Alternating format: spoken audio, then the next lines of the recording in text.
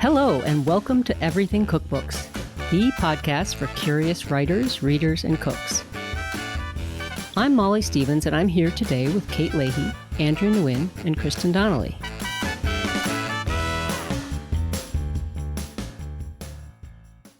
One of our main goals in starting this podcast was to welcome more voices into the conversation. So with that in mind, we thought it'd be fun to dedicate today's episode to answering questions from you, our listeners. To kick things off, let's hear a voice recording that one of our listeners left on the Everything Cookbooks website.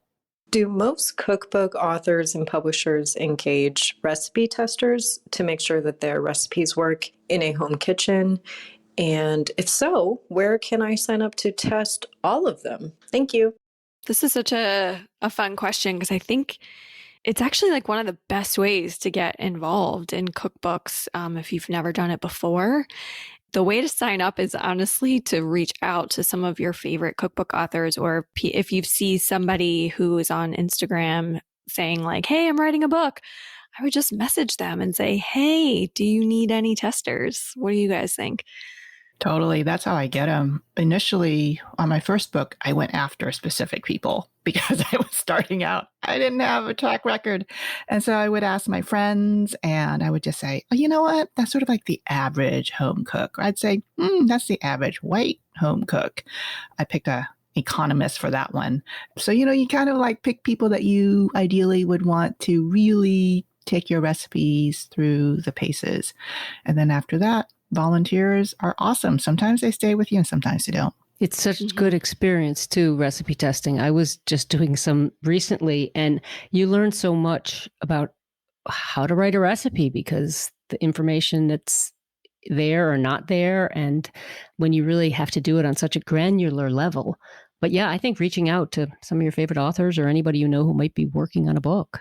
Right. And I would also look for maybe authors where it is, like Andrea was saying, your first book, you're looking for people. I mean, I wouldn't recommend reaching out to someone like Ina Garten because she's got her crew. Right. So reach out to somebody, maybe it's their first or second book and you like their work and you want to help their work become better. I think that's probably the best approach. And you maybe, if it's a really good fit, you can kind of grow with that person and become sort of like, always a sounding board for at least a handful of recipes when they're doing a new project. Absolutely. Yeah. It's a good idea. So next up, we have a series of questions that have come to us either through the website or via DMs on our Instagram feed. In a few cases, we've summarized or grouped the questions because several of them deal with the same issue. So Kate, you want to kick us off? Yeah, this is a fun one. So what's a good reason to start cooking with a scale? To me, scales always mean dieting or baking, neither of which I do. So what am I missing out on? Oh my God, the scale never lies. Oh my goodness. Yeah, it's like next level accuracy. And even if you're not writing recipes, I mean, we all talk about using scales in our recipe development because we just want every single, way to measure an ingredient and yields and things like that. But even if you're not using it to write recipes, the accuracy is just, like you said, it never lies. A pound of potatoes is very different than, or might be very different than 2 large potatoes. Oh my gosh, it goes back to our whole onion, conversation. What is a medium yellow onion versus a red onion versus an enormous shallot versus a fake shallot, a phony shallot, a wannabe shallot?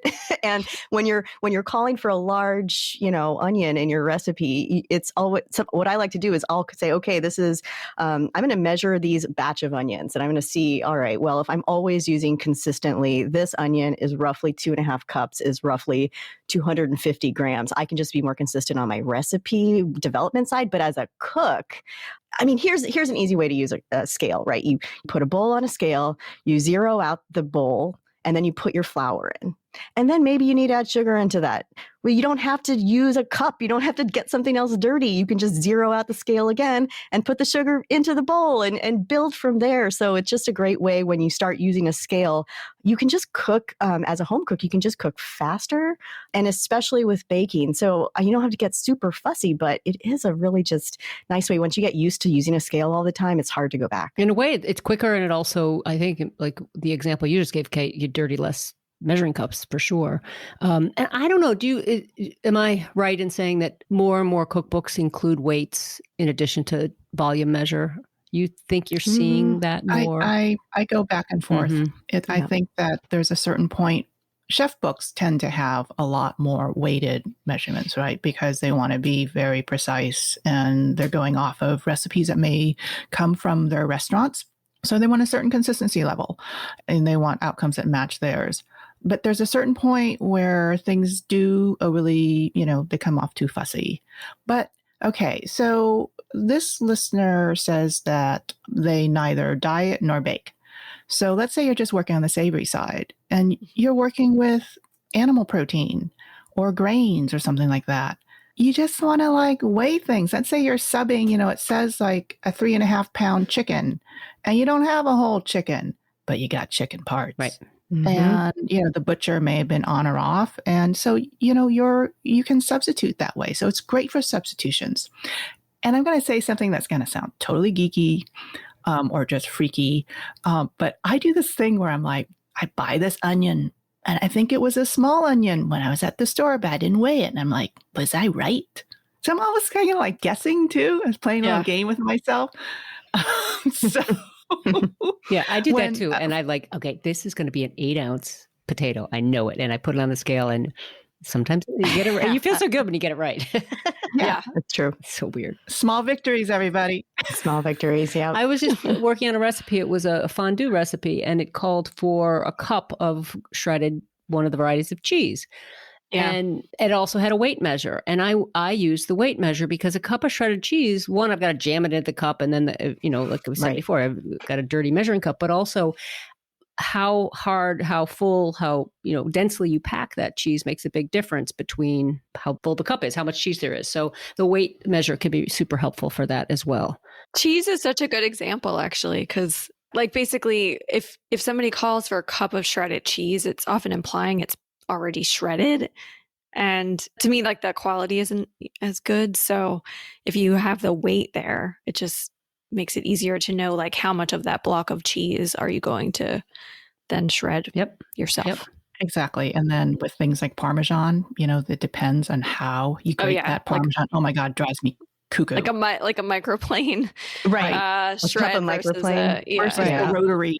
Or if you're fortunate to live really near a good Italian store that sells truly freshly grated, because there's nothing wrong with that. I mean, we're always saying, it should be freshly grated, but it doesn't mean you can't buy it already done that way. So true. Right. And the one last thing I would add for scales is sometimes if you have a jar of something and you have another jar, if you have an empty jar and a jar that's maybe half full, you can see how much you have in that half full jar by putting the empty jar on, tearing it out, putting the half full jar, and you can kind of get an estimate on what's in that jar. That's kind of more of a geeky thing too, but I do that all the times with sourdough starter. When I want to know how much is left in the jar, I'll just put an empty mason jar on that and then figure out, I've got 20 grams left of this little tiny bit of starter. I'll know how much to feed it. And so that's maybe more of a baking thing. Yeah, scales are really handy for baking, but that's stuff that chefs do all the time with empty containers versus full containers so they can get a gauge on what's in there. One last thing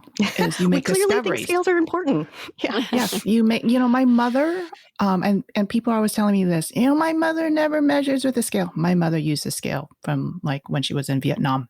Awesome. And she loves her digital and her old-fashioned, analog scale. But anyway, you make discoveries with the scale. For example, you discover that white granulated sugar weighs differently than organic granulated sugar. Yeah. Okay. One last thing about scale. Andrea, you and I have talked about this, that in the grocery store, they still have those old-fashioned hanging, thank goodness. I use scales. And I think I'm the only person who ever uses them. Most people don't, they're in their way, but I love I need, a pound of peppers, and just to see, okay, I got 3 in my hand. Is this going to be a pound or is it going to be over? And I get it right. I'm like, yes. They're like, who's the crazy lady? All right. She must be a recipe developer. Well, you guys, here's another good one that I really rack my brain with every single time I write a book. How do you choose the right cookbook title? Something that's going to work, something that's going to sell. help me and also help this listener who's asking the question. I mean, if you're working with a publisher, you will have help from your publisher for sure. That said, you often want a working title on your proposal. So a title's important. So what's a working title that Kristin, that you may have had that may have changed along the way? Let's see. Actually, it's funny. All the titles I've proposed so far have lived, but with Modern Potluck, we did go around and around. It was on my proposal as it was the Modern Potluck. We changed it to just Modern Potluck, which I actually like better. But we did go around and around on that for a little while. Getting the subtitles sometimes is like so important because we ended up with Beautiful Food to Share. That became this like mishmash with the publisher. I think a lot goes back to what we keep going back to is who's the book for? Yeah. Where is it going to be in the marketplace? Are you trying to sell it in bookstores? Are you trying to, sell it at craft fairs? Figure out who wants to buy the book, who will buy the book, and then what's going to make that audience be attracted to the book. Right. So I have an example. So on my 6th book, it was originally titled Elemental Vietnamese. I thought, it's so graceful, and that's my muse and that's my motivation. So I always have a working title that gets my mojo going. And then I started recipe testing. One day, Tina Ulaki, who has this amazing interview with Kristin, she wrote me, she said, Andrea, no, that's just too fancy. You need to come up. Yeah. She said, you need to come up with something that's just speaks to people more, because in that book, there was no Asian market shopping required. So I thought about it. And then I said, Vietnamese food any day. Oh, so you came up with that subject. That wasn't a back and forth with No, and they came back with every day. And I said, no, any day, because I don't cook Vietnamese food every day. And I don't expect other people do. Right. I just want people to feel like they can make this food anytime they want, just like they would make tacos or burritos or Thai food or Chinese food or Italian food. Mm-hmm. I want it to be normalized in that manner. So, that's an example of where you're thinking of your audience. You're also thinking about the theme and the nugget that's in the work that you're doing. And the book that I'm working on now, it's mostly about vegetable cooking and Vietnamese food. And the title I came up with was Evergreen Vietnamese. But my editor, Lorena Jones, said, put a hyphen between ever and green, because it's mostly about vegetables. Mm-hmm. So in that regard, we went back and forth and fine-tuned it according to what the content is and the audience. So it's a real balance. Yeah. That's a great story. I feel like there was a working title for the book that you edited with Emily Thelen about Paula Wolfert. I remember talking to Emily as she was working on that, and I can't remember what the working title was, but I was like, I feel like it needs to be like one word that like hits it, that will just, it has a resonance. And I don't remember if in that call we came up with Unforgettable, or if she came up with that later, or if you all came up with it, but yeah, there are some times where it's like that one word title. And that was one where I was like, that's it. Like as soon as I saw it, I was like, that's it. That's perfect. I love that. So Kristin, that was you. Because I was like, whoa, that we do need to, have something there that just captures the Paula Wolfert's life. And Unforgettable captures her life as well as the situation she was in with Alzheimer's. So some people said, ooh, that's just kind of weird. And we asked Paula, and she's like, no, that's fine. It's these recipes. We want them to be unforgettable. Yeah. It just worked on so many levels. And sometimes I feel like there are those titles that work on many levels. And I still actually get chills thinking about that title and that book because it's such a beautifully done book. Oh, thank you. I think titles are one of the hardest things to get right. And I think I would wonder how many books you all think go out into the market with a title that it's fine, but it's just like maybe there just wasn't that perfect title for that book. Sometimes that happens and you just kind of have to run with something. Right. And sometimes maybe that goes back to this. I'm thinking about your story, Molly, about how All About Dinner came about because you were thinking about breakfast and you were thinking about lunch and you ended up cutting that and creating a book that was about dinner and how that helps encapsulate everything. Mm-hmm. But I do think sometimes, especially working as a co-author, you have maybe the subject, you're working with somebody to tell their story, but it's just harder to find that hook that really encapsulates everything they want. And it can take months of brainstorming. So I think anyone who's looking at creating a title that works for them, first think about how someone's going to find your book. Think about, are there Google search terms? And not to say you got to go with search terms for your book, but if you do want to be the book that people, there's one book on this particular topic, you want to make sure there's something in that title that makes people think of that subject. So if you're lost, you can kind of go with that maybe a little bit. Right. Here it's like two things where it's a book that has to have a hook. It has to have a draw. It has to catch you, but it also has to connect with what the book's about. It can't deliver false promise. So it's a really complicated thing. Like, I don't know, you might all have different process for coming up with book titles. And, if you're working with a traditional publisher, you're working with a sales team. For me, it always involves several long walks or hikes where it's just, brainstorming. Like, I'll come up with a great idea for a book, but it's not my book. It's a great book title, but it's not the book I just wrote or I'm writing. So it has to do both things. It's a great question. It's really a hard one. Yeah.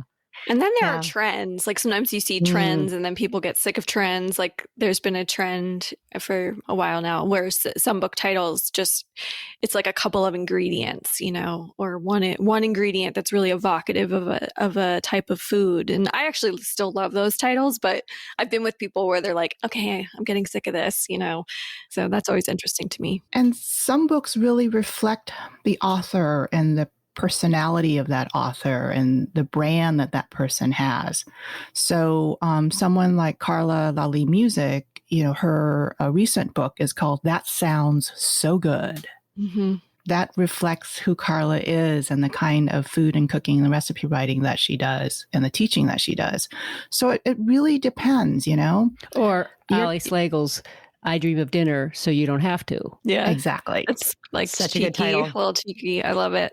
Have you ever had the experience where a publisher comes to you with a title and you just think, oh God, no, that does not sound, because I've had that experience where, it's nobody's fault, but it's like, oh, what do you think of A Chef's Year of Preserving? And it was like, oh, I don't think this is going to work. But then the pressure was on me to think of something that could beat that out. It's workshopping. And sometimes you might have this title idea that you think is just the best. And then if you're working with a publisher, they say, well, so we're still working on the title idea. And you're just like, what about my best idea? And they're just like, that's just not going to work. Not it. Yeah. There's also the issue of people using the same title for a book that already exists. Basically, you can't own a title.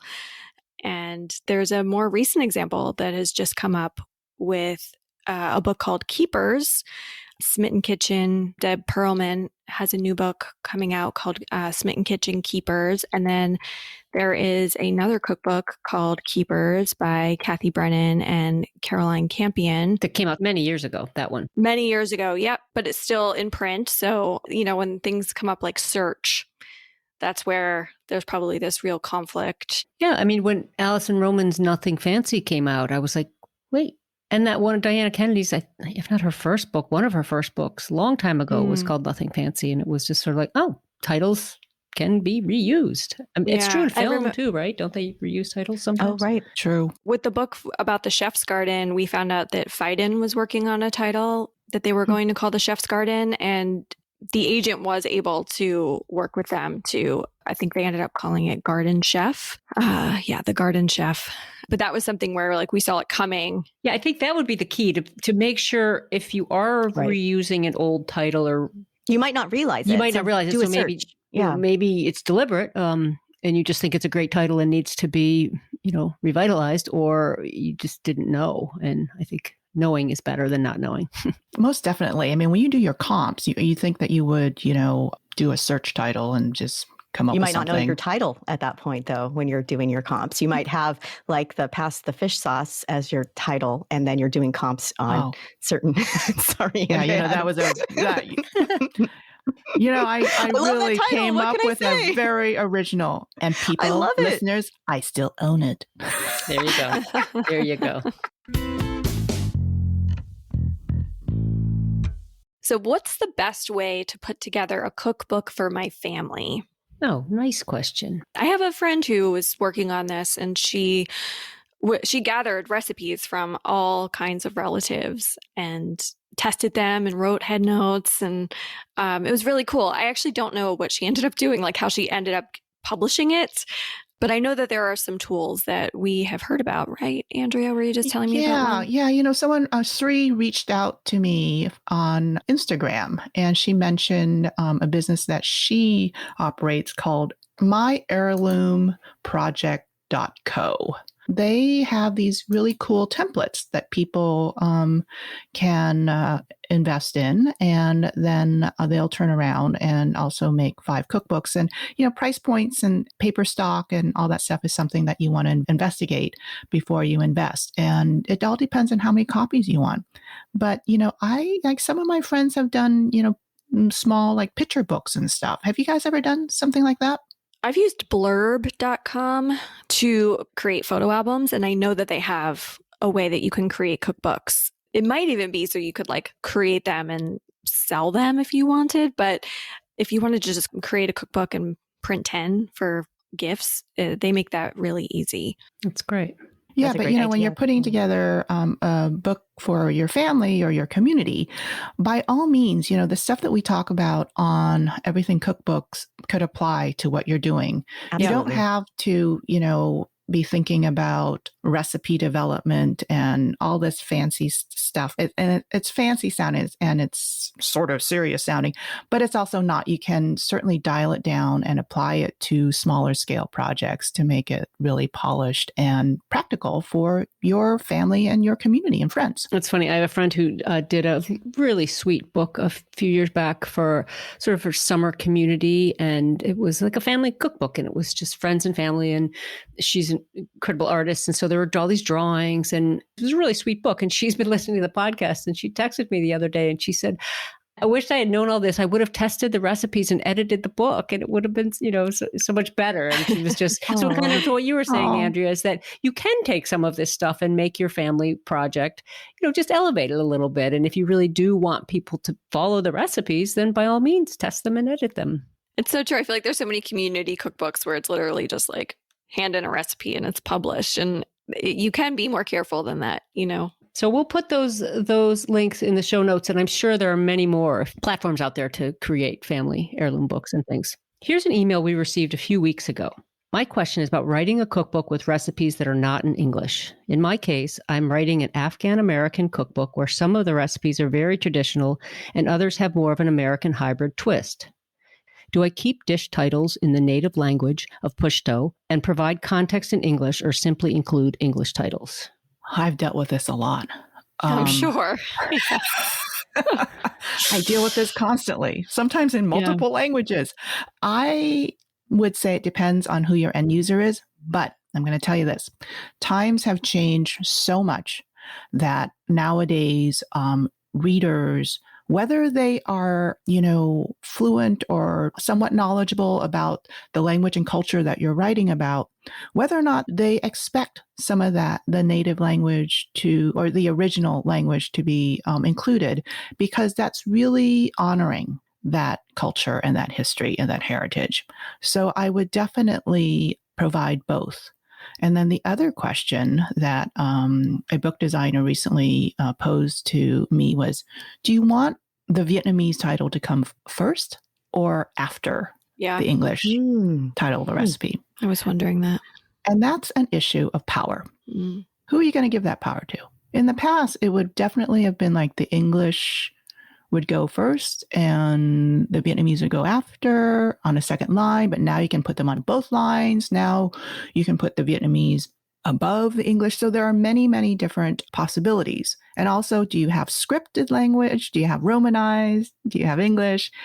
It's really up to you as the author to talk with and also to think about and consult with the editor and designer as to how that can be presented so that it reflects your mission and also honors your heritage and your community. I often think about the index as well and like how people are going to search for that recipe. And again, I guess this goes to like who is the main reader, and will the reader be searching for that recipe more often in the original language or more often in English.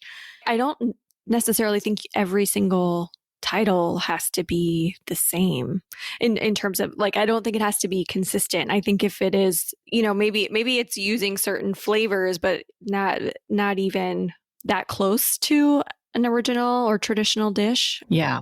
Well, like this listener says, some of them are sort of Americanized hybrids and some are more traditional. And so that might be an instance. Yeah. Right. There might not be a perfect translation for the Americanized hybrid. Yes. And that's another term that I find very problematic, frankly, is this term Americanized. It's just food, you guys.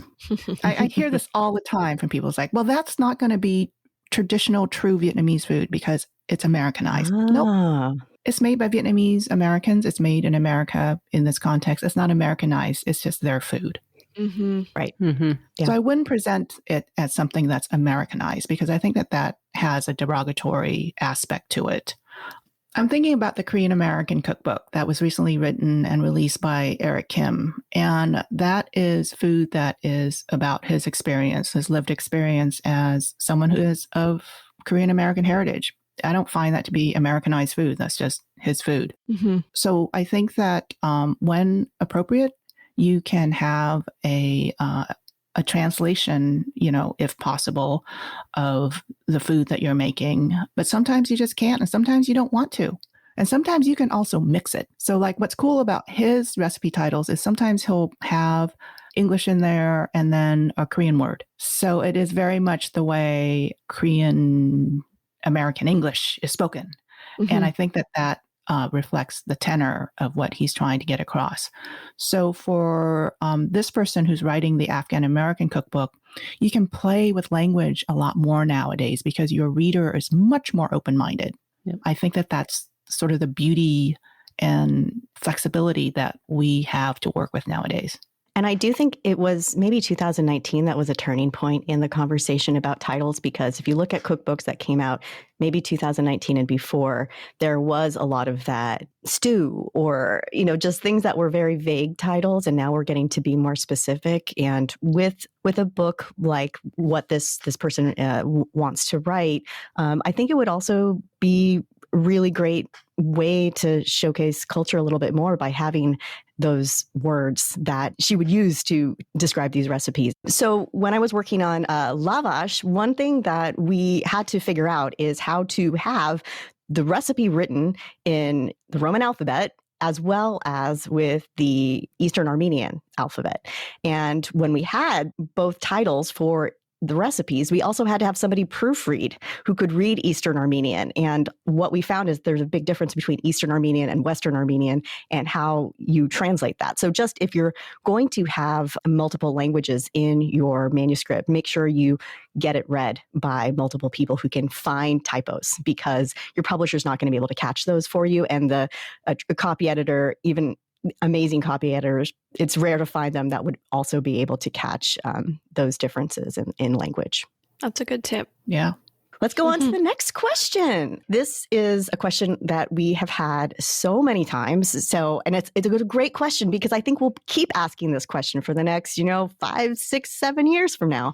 So how do I write a cookbook without a large social media presence? It's not so much how you write one, it's how you sell one. Yeah. Right? Okay, I should have rephrased. Yeah, how do you find that agent? I do think back to what Rika Alanik said about idea, voice, platform. So if you have a really strong idea and a really strong voice, you'll have an easier time with a smaller platform. But if I had an idea that I was just dying to do, and I have a small social media platform, but if I was like, oh my gosh, this is it. This is the book I want to do right now. I can't wait.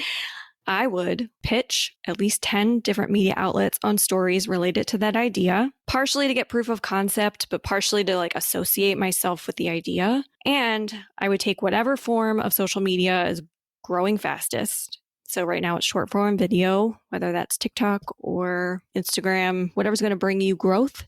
And I would shoot videos related to that topic. Again, to associate yourself and to grow fast. And then that way you can kind of work on a proposal and work on that at the same time. So by the time you're ready to pitch your proposal, maybe you actually have that platform. So that's what I would do. Best answer ever. Yeah, I got nothing to add. That is smart. Yeah. That's a tremendous answer. And it is strengthening the two things that you do have, making sure your voice and your idea are as strong as possible, and then building that platform any way you can. Right. And one quick note on that, if you're torn between two ideas, Kristin's answer is a great way to test out both ideas. Maybe if you pitch a story and it becomes a really popular story on whatever site, that could be a hint that the subject also might resonate as a book. And I'm thinking like the book One Bottle Cocktail, that came out of a very popular Serious Eats piece that Maggie Hoffman wrote. And I think that's what gave, maybe she was approached by agents or publishers. I can't remember the trajectory, but that was a hint that, oh, you're onto something.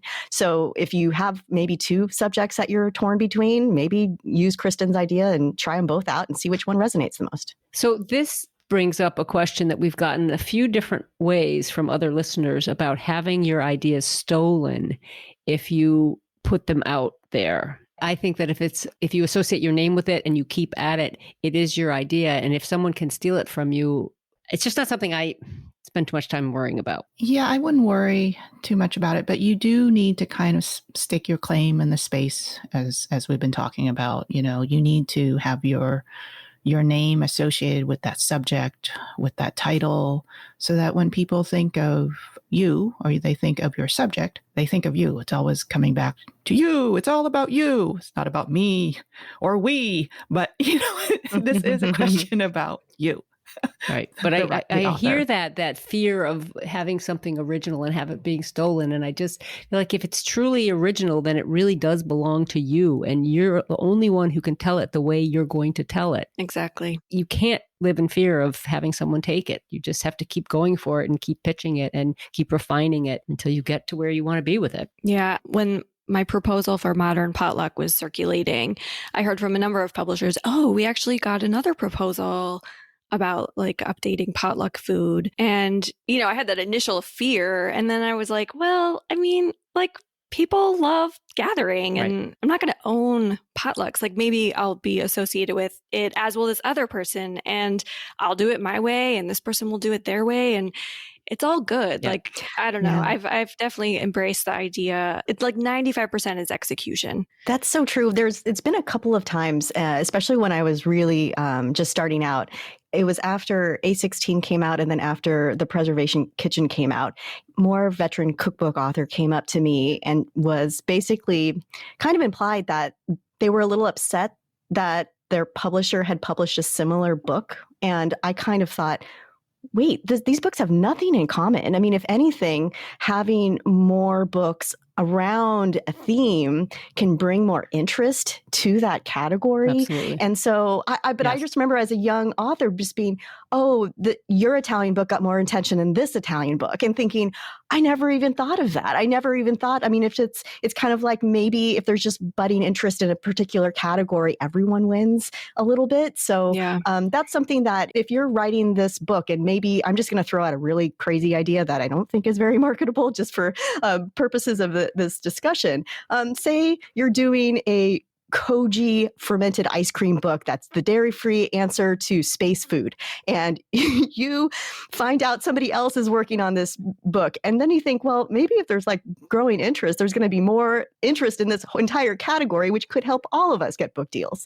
I mean, think of Instant Pots, think of air fryers. There's certain subjects that the more books, the merrier. And if there is no market for this particular book because the subject is too narrow, then you don't ever have to worry about anyone stealing that idea. So just think of it a little bit more with the abundance mentality versus the scarcity mentality that Kristin always kind of talks about. Yeah, just jump in the boat, get in the water. Everybody's going to rise. But what's important is producing good work. Agree. 100%. So here's an interesting question going back to one of our early episodes. The listener writes, in episode 2, you talk about how to choose an agent.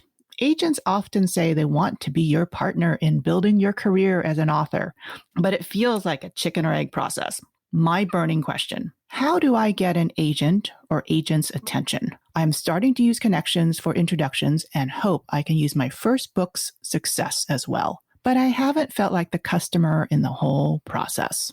Well, first off, congratulations on your first book success. That's huge. Yeah, that's huge. Mm-hmm. Yeah. And it sounds like this person did that without an agent, right? Right. Yeah. which is kind of a big deal. I actually love the idea of getting introductions. I think referrals are in this business are valuable. And I think if you if you have author friends who have an agent that they like, that is a good way to start introducing yourself to agents. But I guess in the end, it does go back to what Rika said, idea, voice, platform. And so if one of those is not enough to get the attention of an agent, they need refining. Yeah. It could be the subject. One thing that surprised me early on in cookbook writing was that just because you had one book that came out that was a success didn't guarantee a second book deal that was bigger. That really surprised me. And I think that sometimes it really is maybe the second book ideal is just not as marketable. But the chicken and the egg thing is interesting because it's true. Like, how do you attract an agent? I think what Kristin says about referrals, asking friends who have an agent for an introduction is if that friend believes the work is a good fit for the agent. But I think for the individual, it's also worth asking. And this goes back to something Andrea said in an earlier episode of what do you want an agent for? What do you expect from the agent? And maybe you're expecting the world from an agent, and an agent's thinking, well, I can't deliver you a world. I can deliver you potentially a deal, but it might not be the deal you're looking for. So it is matchmaking. The agent-author relationship is a lot of matchmaking. And, if you're on the dating scene, it takes a while sometimes to find someone you like. And it's the same with the author and agents. Agents are still looking. I mean, even though this person says they don't feel like the customer, which sounds like they just don't feel like they're getting the attention. But I always am most surprised by how many more agents there are than I'm aware of. I mean, there's a lot, and it's just finding the right one somehow. If you've got a first book out and it's successful, then that is your calling card. Mm-hmm. You want to look for an agent who handles similar types of authors, similar kinds of books that that person would represent you well. I go back to this notion of the word customer versus the word client. I think it's good to see yourself as a customer, but it's also good to see yourself as a client. I imagine like being an agent, it's a service. It's also sales, and there's a lot in there. And for this person, if they want to be part of the whole process, they can insert themselves. It's not just the agent driving the bus. It's like you, the author, whether you consider yourself a customer or a client, you, the author, are also driving the bus with your ideas and your collaboration with the agent. Mm-hmm. Yeah. One thing to know, unless your platform is huge and like you yourself are the thing to be sold, agents want like concrete ideas that can sell. Their job is to sell something. So they're either selling you, the author, or your idea. You need to make what they're selling as easy as possible because they're very busy. Well, and going back to Kristin's, test out your idea. If you can show that you've gotten, you're the top story on a particular popular website, an agent's going to be like, oh, well, that kind of tests out this idea a little bit. So you have stats, you have analytics to back it up. Would it be true to say whether you work with an agent or not, you always need to have a lawyer? If you have an agent, is it still a good idea or necessary to have a lawyer look over contracts you may sign, either with the agent or the publisher? I mean, we can't give legal advice, that's for sure. But indemnify our podcast here. Everything cookbooks, not everything legal advice. But yeah, I mean, I know someone who, instead of working with an agent, she will work with a lawyer. You have an agreement between yourself and your agent that you might want to have reviewed by a lawyer. But a lot of it comes down to trust, I would think. Well, how comfortable you are reading and understanding and then negotiating if you feel the need. I mean, if you read a contract and it makes sense to you, when it comes down to your contract with your publisher, in my case, I trust my agent Agree. to read I do too. that. I've never gone next level with that contract. Now, Andrea, you don't have an agent or don't work with an agent. But I'm comfortable reading legalese. Yeah. That goes back to my work in finance and as a bank examiner. So what a lawyer is really, really, really, really good for is to spin out weird scenarios. They're going to spin out scenarios like, at what point may you, the author, be getting the short end of the stick? And in what kind of situation? They're going to throw that at you. And then you, as the author, have to think, how probable is that? And if you're really, really considered as being something that could happen, then you need to negotiate that. And then what kind of language, what kind of terms do you want? I would say when you're starting out, perhaps with the first contract that you sign, whether that's with the agent or the publisher or through an agent with a publisher, if you don't understand exactly what the terms are, and if you're really detail oriented, some of the little stuff, have a lawyer take a look at it so that you understand what your responsibilities are, so that you get some of that terminology down in your back pocket. So in the future, as your career hopefully evolves, you're going to be able to go back and go, oh yeah, I understand that. So there is some kind of through line for your personal understanding. The agent's great. You got to trust your agent, sure. But at the end of the line, you have to trust yourself. And you can't always place 100% of everything into someone else's hands. For me, in the long term, I really don't have anybody but myself to blame for things that go wrong. That's a fantastic answer. One thing I would add is if you are somebody who owns a food business or a restaurant or something like that, you might already have a lawyer you work with, and you might want to have a lawyer involved also in any kind of agent negotiation or with an agreement with a publisher, just because there might be, trademark things with your brand or things like that the lawyer is there to look for, even if they're not a lawyer that specializes in publishing. So that's one thing that if you already work with a lawyer for your business, can't hurt. But I agree that you kind of want to trust your agent if you're working with them. And if you do have questions about what is in an agent-author agreement, ask the agent. If you don't feel comfortable with those questions, it's probably not a good fit for you. If you're already sort of, I don't feel good about this agreement and I want to ask these questions, but I'm worried the agent's not going to treat me very well if I question their judgment. So, and the final thing I'll add to that is there in the literary world, there has been a lot of sort of like bad actors. And I don't think this has really affected cookbook world. People, if I'm wrong on this, send us in some information on it. But I would just look forward to make sure that this is a legit agent. If there's an agent who is going to charge you for certain services, that's sort of a red flag. A standard agent-author agreement is a 15% agreement. But in say, like if you're writing novels or nonfiction, there are agents out there that say, hey, pay me this money and I'll guarantee you a deal. Like these are kind of scammy things to avoid. So ensure that if you're working with an agent, they have a track record or they're working with people with track records if they're starting out. Good tip. To underscore what Andrea said, that, reading it yourself is, whether or not you're going to decide to work with a lawyer, but to take the responsibility to read it for yourself and understand it to the best of your ability. And if you don't, teach yourself to understand it, because you should know what you're signing. And then Authors Guild, we've mentioned it before, but Authors Guild is a good resource for authors that can provide legal, guidance and things like that too, that will help avoid some of what Kate is talking about, I think. The scammers out there. Hey. All right. So I think we have time for one more question. This is a good one. So if you are trying to interview a couple of agents to see if they're a good fit for your cookbook, one, do you let them know up front that, you're talking to multiple agents? And two, how do you let them know you've picked someone else in the nicest way possible so that you don't burn your bridge? I think this is a terrific question. This is one of those questions that maybe you've got this amazing platform and you've got agents contacting you and they're like, I want to work with you because we think you're great. So then what do you do?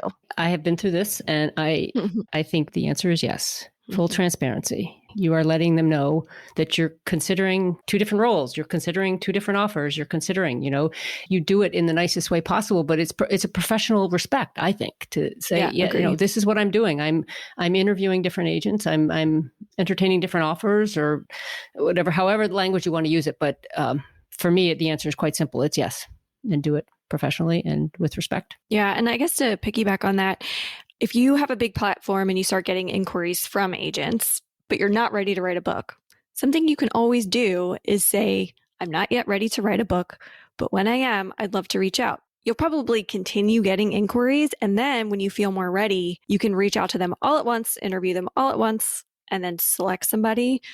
Especially if you know you're on this mission, you want to build this platform, but so you don't feel pressured to sign necessarily with that first agent that comes to you, because chances are if one comes, more will as well.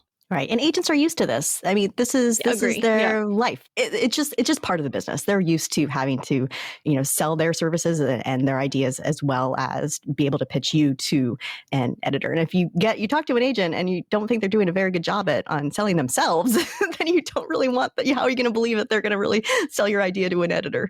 And it's a personal thing too. Right. It's a personal match. And if you're trying to play this cloak and dagger thing and not tell one that you're talking to the other, and then they find out, that's going to burn a bridge more than... Exactly. What's the point? Let people know that they got to compete for you.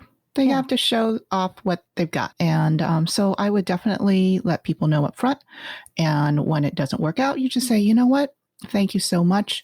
It just isn't the right situation for me at this moment, but I hope that we can work together in the future. And that may not be a comfortable conversation, but it's the right one to have.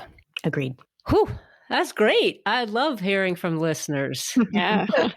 I know. So much good stuff. Yeah.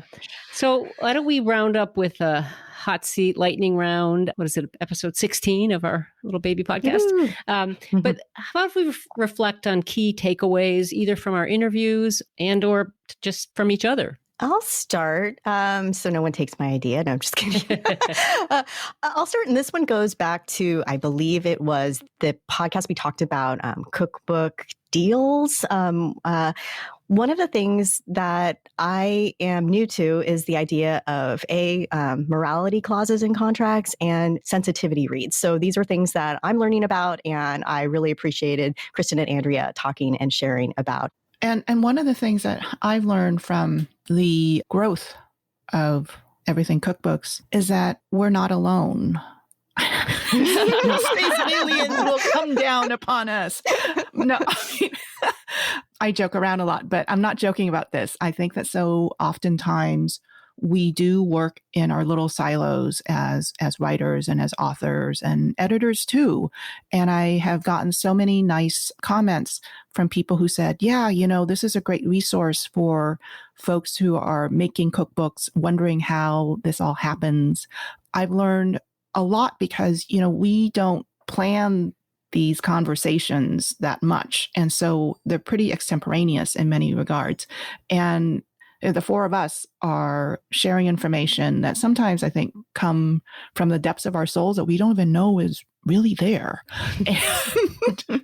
But as it comes out to the rest of the world, I think all the feedback and the growth of the listenership has just been so wonderful. It's beautiful the way that people have reacted positively. And I think that we keep learning from one another. And that bodes a lot of positivity for the future of the podcast, and also just for cookbook writing. I just want more and more good cookbooks out there. Agree. You need some advice and some help from your friends. Yeah, absolutely.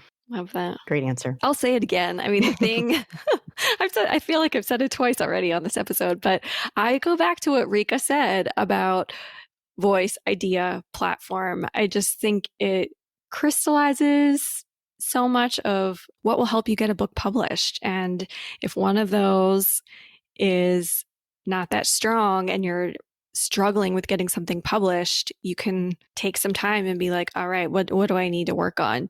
I think the hardest thing to work on is actually probably not platform. It's probably voice, because it's like coming to terms with okay, I need to learn to write better.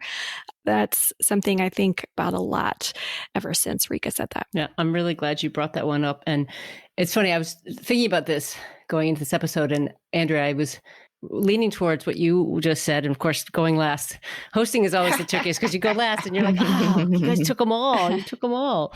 I think one thing is I've learned that making a podcast with people that you really admire and respect is a ton of fun. But I am just back to our last episode, I think, with talking about to Diane Jacob about what's changed over, the 30 some years I've been in this industry. And a lot has changed. But then again, a lot hasn't too. And it just goes back to that voice, and it goes back to solid recipe writing and solid writing. And, I learned the design stuff, the Michelle Tam, I keep thinking about that interview and about visual recipe writing and how she incorporates her family into it. And, talking with Alice Chow about design and the whole design forward thing is fascinating to me. But in the end, I just still come back to the strength of that voice. So and lots more to come. So Yes. Yeah. thank you guys for our first listener question episode. It was really fun, Sure was. Yeah. Keep the questions coming.